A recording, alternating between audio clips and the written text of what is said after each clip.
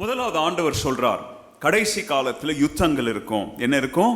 யுத்தங்கள், பஞ்சங்கள் இருக்கும், டிசாஸ்டர்ஸ்னா பேரழிவுகள் இருக்கும். இவைகள் எல்லாம் ஒரு பயம் ஊட்டுவதற்காக அல்ல, ஆண்டவர் மீண்டும் சீக்கிரமா என்ன செய்ய போகிறாரு, வரப்போகிறார் அப்படின்றதற்கு அடையாளம். அடையாளங்கள் எல்லாம் என்னது? ஆண்டவருடைய வருகை ரொம்ப சமீபமா இருக்குது. வார்ஸ், ரூமர்ஸ் ஆஃப் வார்ஸ், யுத்தங்கள் நடக்கும், யுத்தங்கள் நடக்க போது அப்படின்ற வதந்திகள் என்ன செய்யும், பரவும். அதெல்லாம் எப்போ நடந்துட்டு இருக்கு? இப்போ நடந்துட்டு இருக்கு. பஞ்சங்கள், ஃபேமின்ஸ், எர்த்குவேக், நிலநடுக்கங்கள், பெஸ்டிலென்சஸ், பெரிய நோய்கள். இப்பதான் கொரோனாவில இருந்து என்ன செஞ்சோம், நம்ம மீண்டு எழும்பி வந்தோம். மத்தேயு 24வது அதிகாரம் வசனங்கள் 6-7 ஆண்டவர் இப்படியா சொல்றார், you will hear about wars. யுத்தங்கள் நடக்கும், அதை நீங்க பாப்பீங்க. பெரிய யுத்தங்கள், யுத்தங்கள் நடக்கும் அப்படின்ற செய்தி என்ன செய்வீங்க, கேட்பீங்க. ஆனா கலங்காதீங்க. ஆண்டவருடைய பிள்ளைங்களுக்கு ஆண்டவராக இயேசு கிறிஸ்து சொல்லுகிற தைரியம், விசுவாசத்தை கட்டக்கூடிய காரியம் என்ன? பயப்படாதீங்க. இவைகள் நடக்க வேண்டும். These things must take place. இதெல்லாம் நடக்கலன்னா நான் என்ன செய்ய முடியாது, என்னால வர முடியாது.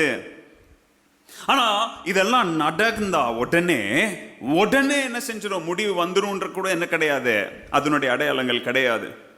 ஆனா இதெல்லாம் என்னது? நான் சமீபமா இருக்கிறேன் அப்படின்றதற்கு ஒரு அடையாளம். தேசங்களுக்கு விரோதமா என்ன செய்யும், யுத்தங்கள் கிளம்பும். Kingdom will go against kingdom.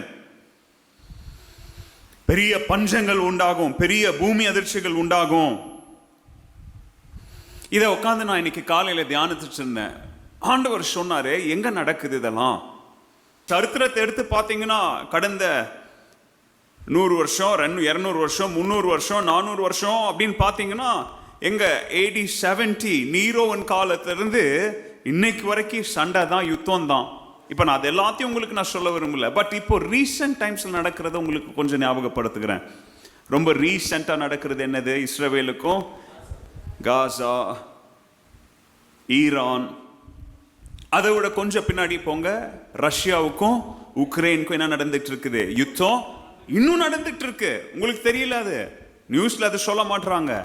ஆனா கடந்த 3 வருஷமா என்ன செஞ்சுட்டு இருக்கு? யுத்தம் நடந்துகிட்டே தான் இருக்கு. பாருங்க எவ்வளவு வருஷமா யுத்தம் நடந்துட்டு இருக்குது. மோர் தென் 3 years யுத்தம் நடந்துட்டு இருக்குது. எத்தனையோ பேர் சாவுறாங்க. எல்லா மரணங்களையும் நியூஸ்ல அவங்க ரிப்போர்ட் பண்றது இல்ல.